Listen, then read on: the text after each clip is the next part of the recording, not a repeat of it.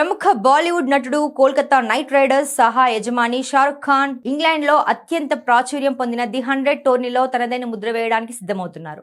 ప్రపంచవ్యాప్తంగా వివిధ క్రికెట్ లీగ్లలో తమ జట్లను కలిగి ఉన్న నైట్ రైడర్స్ గ్రూప్ ఇప్పుడు ఇంగ్లాండ్ క్రికెట్ బోర్డు నిర్వహించే ఈ ప్రతిష్టాత్మక టోర్నీపై దృష్టి సారించింది.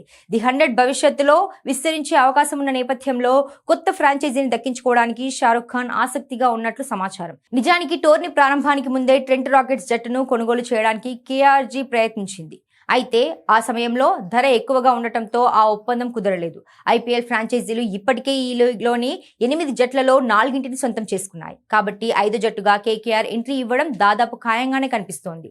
ది 100 టోర్నీని ప్రస్తుతం ఉన్న 8 జట్ల నుండి మరికొన్ని జట్లకు విస్తరించాలని నిర్వాహకులు యోచిస్తున్నారు. ఒకవేళ లీగ్ విస్తరణ జరిగితే డర్హామ్ లేదా బ్రిస్టల్, టాంటన్ ప్రాంతాలకు చెందిన జట్టును నైట్ రైడర్స్ గ్రూప్ సొంతం చేసుకునే అవకాశం ఉందని బీబీసీ కథనాలు వెల్లడిస్తున్నాయి. అయితే ప్రస్తుత ప్రసార హక్కుల ఒప్పందం 2028 వరకు ఉండటంతో కేకేఆర్ రంగప్రవేశం చేయడానికి 2029 వరకు వేచి చూడాల్సి రావచ్చని విశ్లేషకులు భావిస్తున్నారు.